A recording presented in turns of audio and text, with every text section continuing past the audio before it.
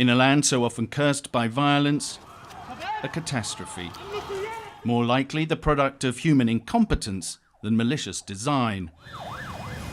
At the core of the Beirut explosion, government officials fear, is some 2,750 tons of ammonium nitrate, a common ingredient for fertilizer, but mixed with fuel or sugar it can be a precursor for homemade bombs.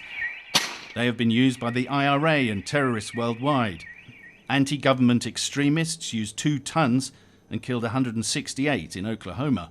Chris Hunter is a decorated bomb disposal expert who served with British Special Forces and still works in Iraq and Syria. What you can see is a series of sparks and flashes, you know, sort of down towards the base of the actual flames themselves and the smoke.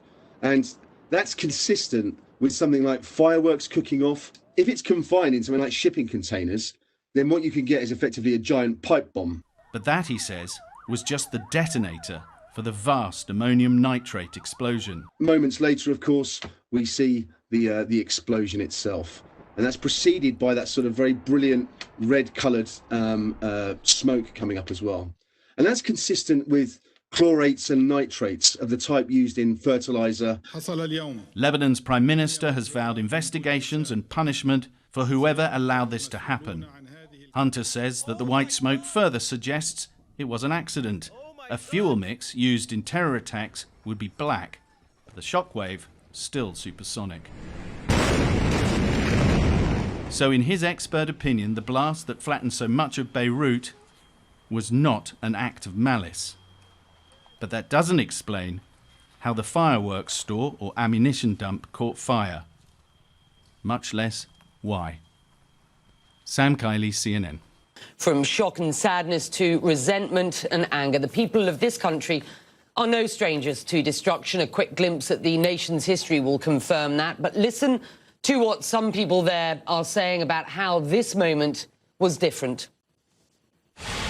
I've seen war, I've filmed war. I went to in 2006, I went to the South Lebanon to see this, but it took 30 days to do the same destruction. We had it in one explosion. It is a catastrophe. I've never seen something like that. Honestly, we were just sifting through the rumors, hearing all the rumors and trying to understand what happened, because there was lots of confusion, lots of rage that this could happen. With everything that's happening in the country, then the cherry on top, there comes massive negligence, or we don't know what it is, or an act of terror. We really don't understand, but it's just... and on top of all that, you have to worry about wearing your face mask because you don't want to get coronavirus in the hospital for treating a small wound. So I think outrage would be the correct word to express what I'm feeling right now. Well, the reach of this explosion was absolutely colossal. The city's governor says at least 300,000 people have been displaced by the catastrophe. The blast had a radius of at least 9 kilometres. But it was felt as far as Cyprus, some 240 kilometres west of Beirut. And according to witnesses, homes as far as 10 kilometres away suffered damage. Rima Makhtabi works for Al Arabiya News and she lives in Beirut. Take a look at the devastating damage caused to her home. She says these images that you're looking at here is an area where her nieces and nephew usually play. Thankfully, they left just before the explosion occurred. Well, Rima was also a journalist here at CNN not too long ago. She joins us now from her home in Beirut. And Rima, our thoughts and prayers are with the people of Beirut today, a city shaken to its core. How are people coping? Very hard. The Lebanese are resilient. They've been through so many wars. They've been through a lot of crises, economic and political, but this is different from any other crisis that this country has witnessed. We've lost our homes, we've lost our loved ones, we've lost our dreams. Most of us here have worked so hard to be in those homes and flats, and people own all around me, they're all gone in just few seconds with no explanation, and not one single minister resigned or any investigation that has been launched or any other info about what has happened, really. Yeah, Rima, I know that you're recording this this interview on your phone. I don't know whether you can sort of open up to just give us a sense of the home that you're in. I mean, certainly we're looking at images, and these are awful. And we're so pleased that your nieces and nephew weren't in the room when this happened. What does Lebanon need right now, Rima? So, Becky, this is the site of the explosion. It's just 1 kilometer away. I don't know if it's easy to see it via the phone. And there are still fumes going from that location somewhere around the buildings. And videos that are horrific. And it's just like every other home around me in Ashrafiyeh or any around Beirut. We've been cleaning.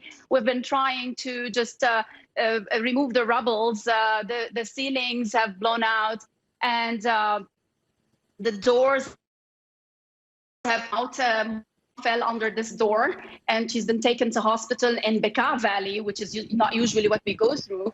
The doors have come out, and most of the doors are now in this here. There are no elevators. The water pipes have exploded, and that's just what's happened with every other home around me here.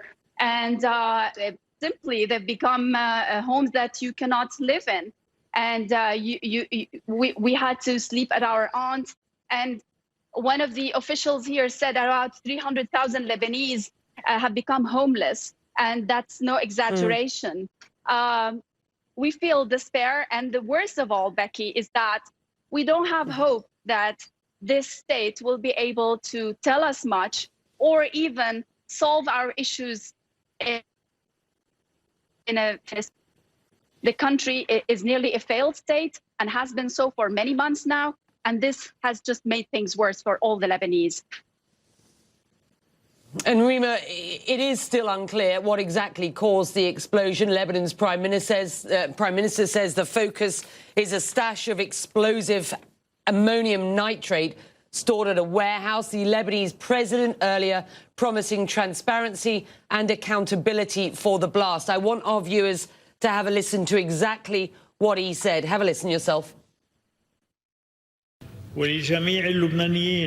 To all the Lebanese people, we are determined to proceed with the investigations and to uncover the circumstances of what happened as quickly as possible, and to hold accountable those responsible and inflict on them the most severe punishment. As a Lebanese, Rima, what is your reaction to Michel Aoun's words? I have fatigue. I've lived throughout war. My father was assassinated in 1980. I grew up without a father, and they stole my childhood memories. We didn't have a happy childhood. Then came the rebuilding of Beirut. We had a dream. They just killed our dreams. I just lost my home. I nearly lost my mom, and many other people lost loved ones. What more can you give a country? This is a country that has witnessed so many wars and had witnessed so many corrupt governments.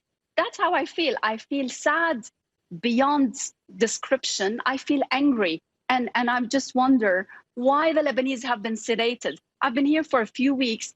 The collapse of the Lebanese lira, Lebanese pound is horrendous. Many families can barely make ends meet. And yet the silence among the Lebanese, I don't know how we're gonna go forward. And the problem, Becky, is that we see that it's a rotten system now. The medical system that we had used to be one of the best, but with the economic crisis, it's going down the drain. And everything else, the banking system. You go in the streets, there are no traffic lights. You go to the hospitals now, they're half of them blown out, or they can't accommodate the Lebanese. I just feel very angry and very exhausted by Lebanon. It's my country. I love this country. I've given everything. I worked abroad, and I used to send every penny to Lebanon to help the family, to help the economy of this country. And I now ask, what more can this country give me other than take away loved ones and loved things? Well, we hear your words, Rima. I just wonder what you believe Lebanon needs next. What's your message to those watching this today? stop the corruption, have a proper government, whether this explosion was negligence or an attack or, I don't know, a suicidal bomb or whatever it was, the core of the issue is that there were those explosive material down there in the warehouse that shouldn't have been there.